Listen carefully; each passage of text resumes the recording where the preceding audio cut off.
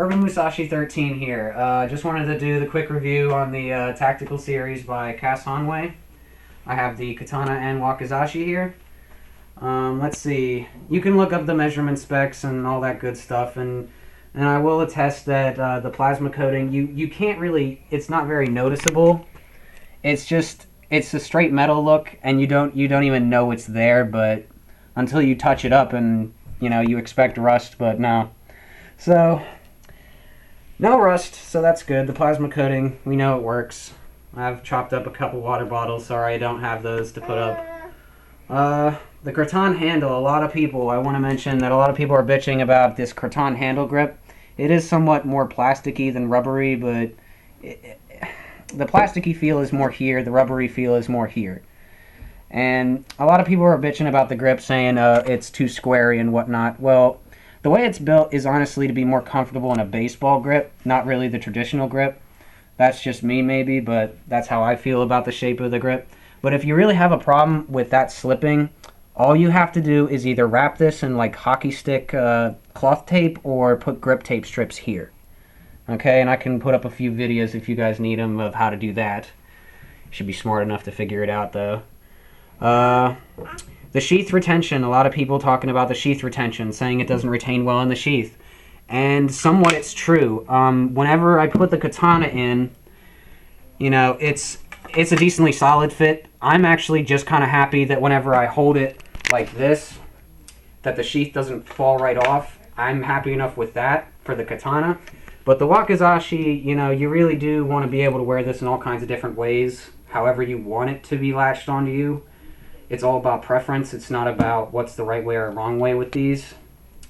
So I just kind of came up with this system with the extra lanyard that comes up attached here. I just kind of rigged it to go through the bottom loop, the middle loop, and the top loop, and then latched around the handle and just kind of squeeze that nice and tight on there, at least on one of the guards, and then it doesn't come out. So that's about the farthest it'll come out. So for all practical reasons, that's not a bad thing.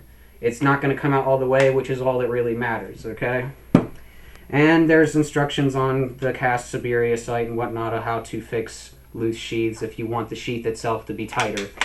The wakizashi I noticed though, I don't know if anybody else's does this. I ordered both of these on TrueSwords. They're about $250 total for both.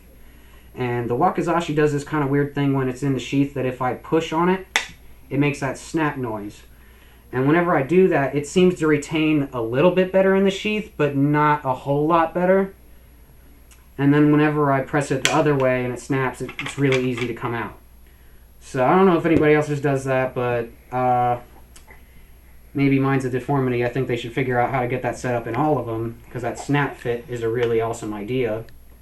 A lot of people saying it should be a Kydex sheath. No, I don't think so. I think you can do plenty enough with these paracord and to attach it however you need to. Kydex would just ruin the placement. It would be this big square thing on your hip. It just wouldn't work. So, all right, let's talk about some things I don't like about these swords. Just real quick. Everybody's mentioned this on the Hibaki. There's two little dots. Those were brass welds. I imagine what they did, and you can kind of see it, the brass dips in to the blood groove. But what they did was it's kind of slipped on and then hammered shut and hammered real tight in there and then shaved away so it's all nice and even, and it's welded in two spots there to keep the cracked split in the front open. All right? So that's one thing I don't like, and the other thing I don't like is if you hold the handle, say, here, and you kind of bounce it on your knee, you can feel the vibrations definitively here, but if you move it down just this much, and you do the same thing, not as good. So I think, possibly based on the vibration test, that the tang might actually, that this metal right here is actually just a case, and that the tang of the blade fits into the case and that they welded it into that case. But for all practical applications, even if it's not true full tang and the casing theory is true, it still functions. It still does what I think it was intended to do. The only other thing I want to mention is the blade thickness. I think it could be thicker.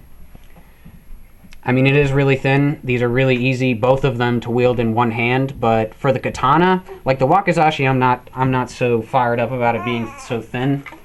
But the katana is almost just as thin as the Wakizashi, and it goes longer, and it stays that same thickness all the way. I prefer it to be decently thick at the hibaki and go to a gradual decline, like throughout, not same, then start changing. All right, so that's just my feelings on that, about the geometry of it and all. I guess that's all I really need to talk about. Thank you.